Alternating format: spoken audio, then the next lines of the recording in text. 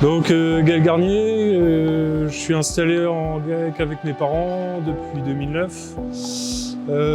Exploitation principalement laitière. Mes parents vont bientôt arriver à la retraite au mois de novembre. Et on est passé au robot pour deux raisons principales, le temps d'astreinte de la traite et physiquement aussi ma mère et moi-même qui commencions à avoir mal aux épaules et on voulait pas vraiment s'user physiquement à ça.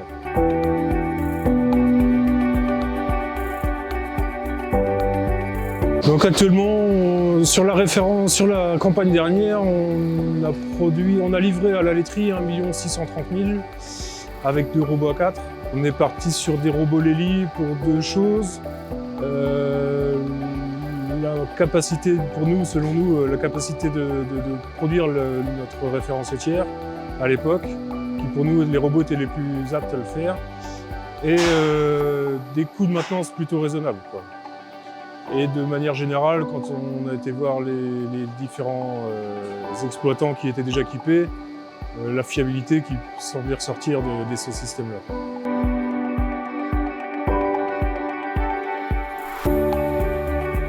Avant de signer pour les robots,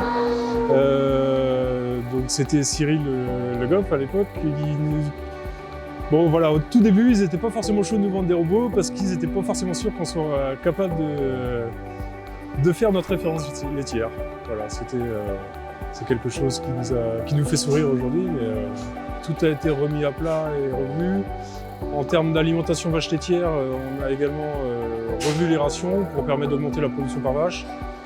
Aujourd'hui, on a entre 42 et 43 kg de moyenne par vache. L'objectif, évidemment, il est toujours de monter un petit peu. On a pris le risque et aujourd'hui, c'est pari gagné, quoi.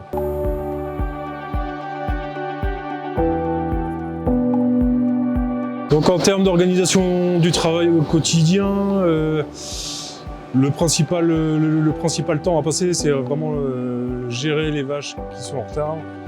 Moi, je dirais que dans mon système actuel, entre 8 et 10 vaches à ramener matin et soir. La deuxième chose, donc gérer les vaches, les attentions santé, grâce à Horizon quand même, qui nous aide beaucoup, qui voit les vaches malades avant nous, surtout en termes de mammites. C'est quelque chose avec lequel on a appris à travailler et qui sont un très bon outil. Deuxième chose, détection de chaleur, donc aussi bien sur les vaches que sur les génisses, qui sont un super outil et avec lesquels les taux de réussite en insémination ont nettement évolué depuis cette utilisation-là.